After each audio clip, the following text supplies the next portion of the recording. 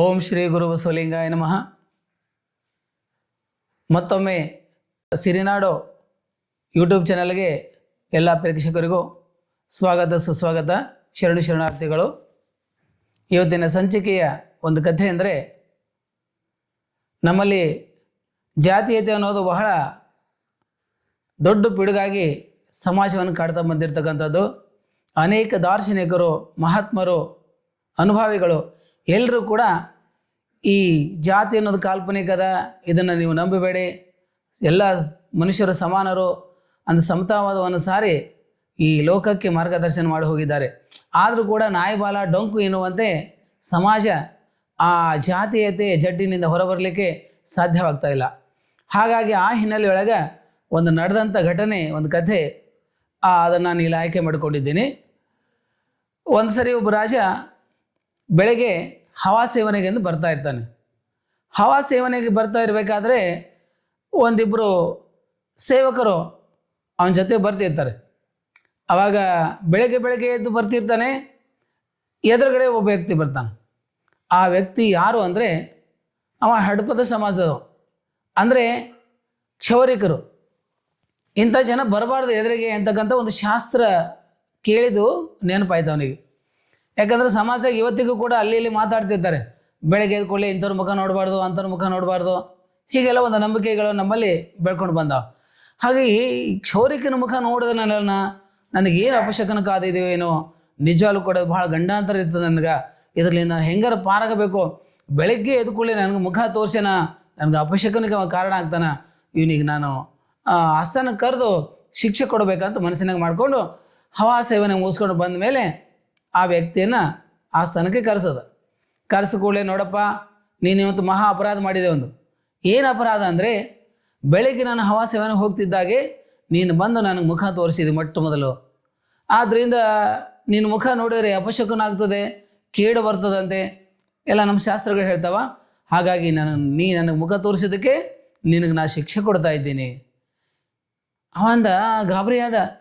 ಏನ್ರಿ ಮಹಾರಾಜರೇ, ನನಗೇನು ಗೊತ್ತಿಲ್ಲ, ನೀವು ಬರೋದು ನಮ್ಗೆ ಗೊತ್ತಿರಲಿಲ್ಲ, ಸಹಜವಾಗಿ ನಾನು ಬಂದೆ, ನೀವು ಬಂದ್ರಿ, ಈಗ ನಾನು ಮುಖ ನೋಡಿದ್ದಕ್ಕೆ ನೀವು ಶಿಕ್ಷೆ ಒಮ್ಮಿಲೆ ಹೀಗೆ ಕೊಡ್ತಾ ಇದ್ದೀರಿ, ಯಾವುದೋ ಶಾಸ್ತ್ರ ಮಾತು ನಂಬಿ ಅಂದರೆ ಇದು ಯಾಕೋ ನನಗೆ ಅನ್ಯಾಯ ಅನಿಸ್ತದ್ರಿ ಮಹಾರಾಜರೇ, ನೋಡಿ ವಿಚಾರ ಮಾಡಿ ಅಂದರು. ಇಲ್ಲ, ನಾನು ಶಾಸ್ತ್ರಗಳ ಮಾತು ಕೇಳಬೇಕಾಗ್ತದೆ, ನಮ್ಮ ಸಂಪ್ರದಾಯ ಪ್ರಕಾರ ನಾನು ನಡೀತೀನಿ, ಅದಕ್ಕೆ ನಿಮಗೆ ಶಿಕ್ಷೆ ಕೊಡ್ತೀನಿ. ಸರಿ, ಆ ಶಿಕ್ಷೆ ಕೊಡ್ತೀರಿ ಮಹಾರಾಜರೇ. ಒಂದು ನಂದು ವಿನಂತಿ ಇದೆ. ಏನು ವಿನಂತಿ ಅಂದರೆ, ನೀವು ಯಾವ ಶಾಸ್ತ್ರದ ಮಾತು ಕೇಳಿ ಅಪಶಕುನ ಅಂತಂಬ ಒಂದು ಕಾರಣಕ್ಕಾಗಿ ನನಗೆ ಶಿಕ್ಷೆ ಕೊಡಲಿಕ್ಕೆ ನೀವು ತೀರ್ಮಾನ ಮಾಡಿದ್ದೀರಿ, ಒಪ್ಕೋತೀನಿ, ಪರವಾಗಿಲ್ಲ. ನಾನು ಅಪರಾಧ ಮಾಡಿದರೆ ಖಂಡಿತವಾಗ್ಲೂ ಆ ಶಿಕ್ಷೆ ಅನುಭವಿಸ್ತೀನಿ. ಆದರೆ ಒಂದು ಪ್ರಶ್ನೆ ನಿಮ್ಗೆ ಕೇಳ್ತೀನಿ, ಆ ಪ್ರಶ್ನೆಗೆ ಉತ್ತರ ಕೊಟ್ಟ ಮೇಲೆ ನಾನು ನಿಮ್ಮ ಶಿಕ್ಷೆ ಅನುಭವಿಸ್ತೀನಿ ಅಂತ. ಸರಿ, ಏನದ ಕೇಳಿ ನಿನ್ನ ಪ್ರಶ್ನೆ. ಆವಾಗ ಹೇಳಿದ ಕ್ಷೌರಿಕ, ಬೆಳಗ್ಗೆ ಹವಾ ಸೇವನೆಗೆ ನೀವು ಬರ್ತಾ ಇದ್ದೀರಿ, ನೀವು ನನ್ನ ಮುಖ ನೋಡಿದ್ರಿ, ನಾ ನಿಮ್ಮ ಮುಖ ನೋಡಿದೆ.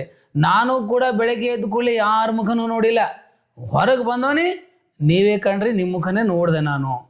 ನೀವು ನನ್ನ ಮುಖ ನೋಡಿರಿ, ನನ್ನ ಮುಖ ನೋಡಿದ್ರೆ ನಿಮ್ಗೆ ಅಪಶಕನ ಆಗ್ತದೆ, ಕೇಡಾಗ್ತದೆ ಅಂತ ಹೇಳ್ತಿರಲ್ಲ. ಆದರೆ ನಿಮ್ಮ ಮುಖ ಮೊಟ್ಟ ಮೊದಲು ನಾ ಬೆಳಗ್ಗೆ ಎದ್ದು ಕೂಡಲೇ ನಿಮ್ಮ ಮುಖ ನೋಡಿದ್ನಲ್ಲ, ನಿಮ್ಮ ಮುಖ ನೋಡಿದ್ದಕ್ಕೆ ನನಗೇನು ಶಿಕ್ಷೆ ಆಗ್ಲತ್ತದ? ಈಗ ಮರಣದಂಡನೆ ಶಿಕ್ಷೆ ಆಗ್ಲತ್ತದ, ಗಲ್ಲು ಶಿಕ್ಷೆ ಕೊಡ್ತಾ ಇದ್ದೀರಿ. ಅಂದಮೇಲೆ ನಾವು ನೀವು ಒಬ್ರಿಗೊಬ್ರು ಮುಖ ನೋಡ್ಕೊಂತೀವಿ. ನಿಮ್ಮ ಮುಖ ನೋಡಿದ್ರೆ ನನಗೆ ಈಗಿಂದ ಹೀಗೆ ಗಲ್ಲು ಶಿಕ್ಷೆ ಆಗ್ಲತ್ತದ, ಮತ್ತು ನನ್ನ ಮುಖ ನೋಡಿದ್ರೆ ನಿಮಗೆ ಯಾವಾಗ ಆಗ್ತದೆ ಯಾವಾಗಿಲ್ಲ, ನೀವು ನಂಬ್ತೀರಷ್ಟೇ ಕೇಡಾಗ್ತದಂತ. ಅದ್ರ ಕಡೆಯಿಂದ ನನಗೆ ಗಲ್ಲು ಶಿಕ್ಷೆ ಆಗ್ಲತ್ತದಲ್ಲ, ಮತ್ತು ಇದರಲ್ಲಿಂದ ನೀವು ವಿಚಾರ ಮಾಡಿರಿ, ನಿಮ್ಮ ಮುಖ ಅನಿಷ್ಟ ಅದನೋ, ನನ್ನ ಮುಖ ಅನಿಷ್ಟ ಅದನೋ. ಹಾಗಂತ ಗಾಬರಿಯಾದ ರಾಜ. ಹೌದಲ್ಲ, ಇದನ್ನು ಮಾತು ಕರೆಯೇ ಅದ. ಬೆಳಗ್ಗೆ ಎದ್ದ ಕೂಡಲೇ ನನ್ನ ಮುಖ ಅವನು ನೋಡೀನಿ, ಅವನ ಮುಖ ನಾನು ನೋಡೀನಿ. ಆದರೆ ನನ್ನ ಮುಖ ನೋಡಿದ್ರೆ ಅವನಿಗೆ ಗಲ್ಲು ಶಿಕ್ಷೆ ಆಗ್ತದಂದ್ರೆ ಇಡೀ ರಾಜ್ಯ ತುಂಬ ಎಲ್ಲ ಕೆಟ್ಟ ಹೆಸರು ಹೋಗ್ತದ. ಮಹಾರಾಜನ ಮುಖ ನೋಡಿದ್ರೆ ಅವನಿಗೆ ಇಂಥ ಶಿಕ್ಷೆ ಆಯ್ತು ಅಂಥೇಳಿ.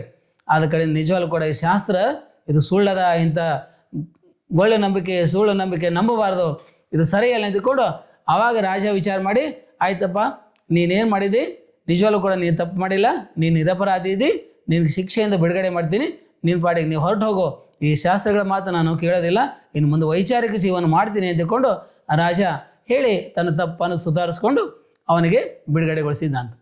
ಆದ್ದರಿಂದ ಇಂಥ ಅನಿಷ್ಟ ಕೆಲವು ಪದ್ಧತಿಗಳು ಸಮಾಜದಲ್ಲಿ ರೂಢಿವೆ. ಅವುಗಳಿಂದ ನಾವೆಲ್ಲರೂ ಹೊರಗೆ ಬರೋದನ್ನು ಮಾಡಬೇಕಾಗ್ತದೆ. ಇದರಿಂದ ಪ್ರಜ್ಞಾವಂತರಾಗಿ ಸಮಾಜದಲ್ಲಿ ಬದುಕಬೇಕು. ಅದಕ್ಕೆ ಸರ್ವಜ್ಞ ಕವಿ ಹೇಳ್ತಾನೆ, ಜಾತಿಹೀನನೆ ಮನೆಯ ಜ್ಯೋತಿತಾಹೀನವೇ, ಜಾತಿ ವಿಜಾತಿ ಎನಬೇಡ ದೇವನೊಲಿದಾತನೇ ಜಾತ ಸರ್ವಜ್ಞ. ಇಂಥ ಅನೇಕ ಪದ್ಯಗಳು ಕನಕದಾಸರು ಹೇಳ್ತಾರೆ. ಕುಲ ಕುಲವೆಂದು ಹೊಡೆದಾಡಿದಿರಿ, ನಿಮ್ಮ ಕುಲದ ನೆಲೆ ಇನ್ನೇನಾದರೂ ಬಲ್ಲಿರ ಅಂತ ಅವ್ರು ಪ್ರಶ್ನೆ ಕೇಳ್ತಾರೆ. ಎಲ್ಲ ದಾರ್ಶನಿಕರು ಇದ್ರ ಬಗ್ಗೆ ಹೇಳಿದ್ದಾರೆ, ನೀವು ಮುಂಚೆ ಮೊದಲೇ ಹೇಳಿದ್ನಲ್ಲ. ಹಾಗಾಗಿ ಈ ಜಾತಿ ಅನ್ನೋದು ಪ್ರಜ್ಞಾವಂತರು ಮಾಡಬಾರ್ದು.